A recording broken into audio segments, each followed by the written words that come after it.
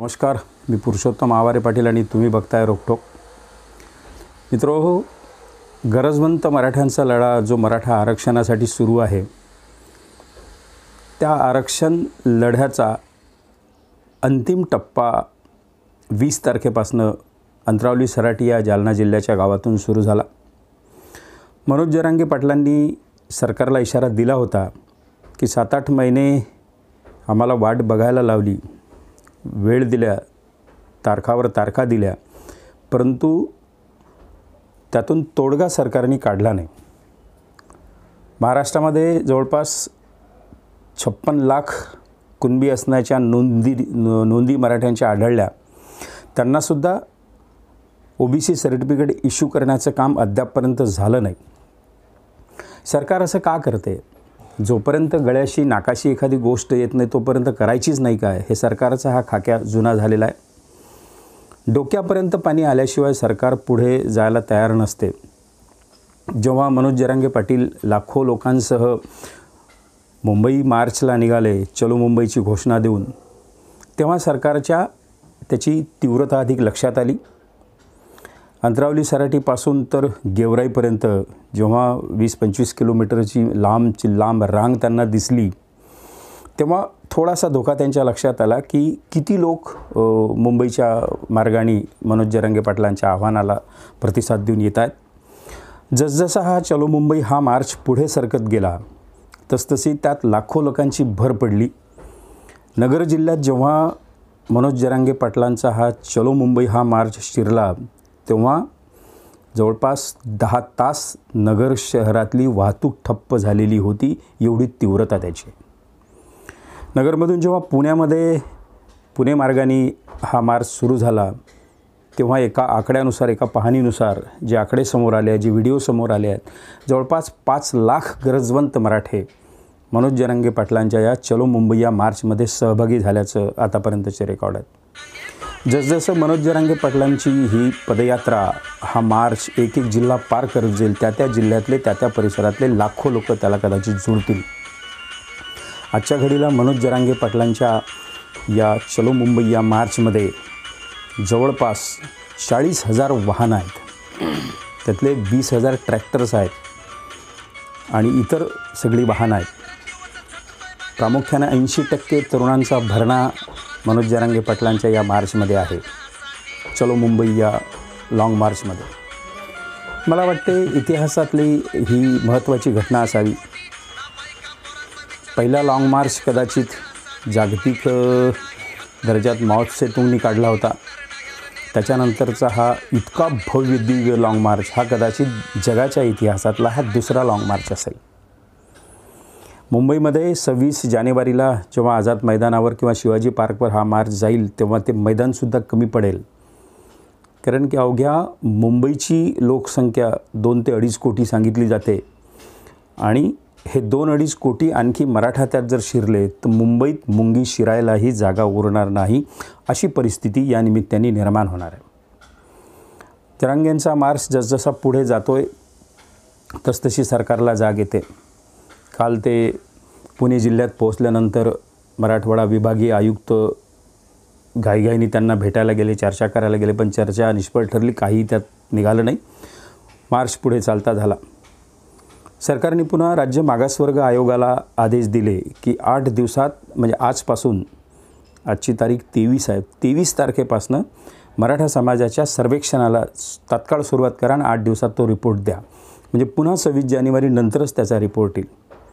हे सगळं सरकारला जर माहीत असेल, सरकारमधली माणसं जर तत्पर बसलेली असतील, एकनाथ शिंदेसारखे माणसं मुख्यमंत्री आहेत, 2 अतिशय कार्यतत्पर त्यांना मुख्यमंत्री आहेत, ते कामाबाबतीत तत्पर समजले जातात, देवेंद्र फडणवीस आहेत, अजितदादा आहेत, या लोकांनी तरी ही गोष्ट गंभीरपणे घेऊन 26 जानेवारीच्या आतमध्ये याचा निपटारा कसा होईल याची तजवीज करायला हवी होती, पण ती अद्याप केलेली नाही. हा मार्च जसं वाढतो आहे, जसजसं अंतर ओलांडतो आणि मुंबई जवळ येते आहे, तसतसं या मार्चमध्ये लोकांची संख्या न भूतो न भविष्यती अशी अभूतपूर्व होत आहे. ज्या तयारीचे आपल्याला व्हिडिओ येत आहेत, म्हणजे नवी मुंबई असेल, पुणे जिल्हा असेल, त्यातलं पुढे वाशी असेल, मुंबईची स्वतः तयारी असेल, म्हणजे वाशीसारख्या ठिकाणी नवी मुंबई, तर जर जेवणाची 5 लाख लोकांची व्यवस्थेचं जर आपल्याला सगळं चित्रण येत असेल तर याचा अर्थ काय आहे हे लक्षात घ्या. राजकीय लोकांनी ज्या अनास्थेनं मनोज जरांगे पाटलांचं हे आंदोलन घेतलं, त्याच पद्धतीचं काम दुसऱ्याही पातळीवर हे सगळे राजकीय लोक करत आहेत. जगाच्या इतिहासातला हा दुसरा लाँग मार्च असताना टी व्ही मीडिया मात्र काय करत आहे? राजकारण्यांच्या दहशतीखाली राहून टी व्हीवर गेल्या 20 तारखेपासनं मनोज जरांगे पाटलांच्या आंदोलनाचं फुटेज गायब झालेलं आहे.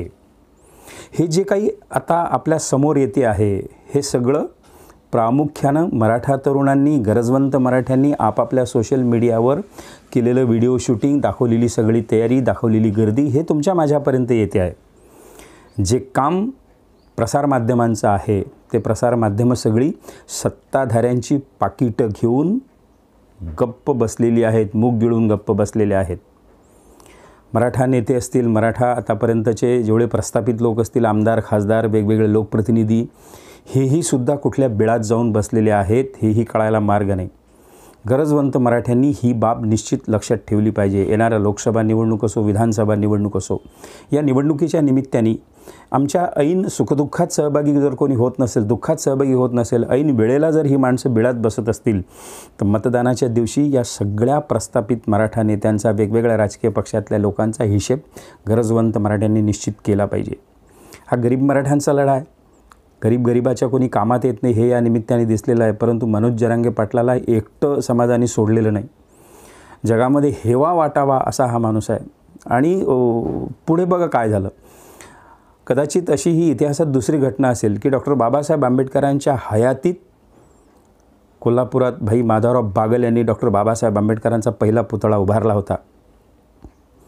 मी तुलना करत नाही, परंतु त्या घटनेचं साम्य सांगतोय की असाच प्रसंग मनोज जरांगे पाटलांच्या जीवनामध्ये येत आहे, तो आला आहे. पुणे जिल्ह्यातल्या मावळमध्ये मनोज जरांगे पाटलांचा त्यांच्या जिवंतपणी पुतळा उभारण्याचं काम झालेलं आहे. हे साधं नाही आहे. तुमचं आमचं कोणी नावही घेत नाही.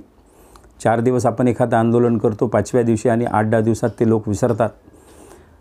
परंतु एका फाटक्या माणसांनी या पद्धतीचा लढा उभारला. मराठा तरुणांमध्ये, सामान्य मराठ्यांमध्ये, गरजवंत मराठ्यांमध्ये, गरिबांमध्ये जे आत्मभान जागृत केलं ते अभूतपूर्व असं आहे. अनेक विद्वान याची चर्चा करतात की मनोज जरांगे पाटील मराठा समाजाला फसवत आहेत का, हे त्यांचं आंदोलन भरकटेल, असं सरसकट OBC सर्टिफिकेट देणं शक्य आहे का.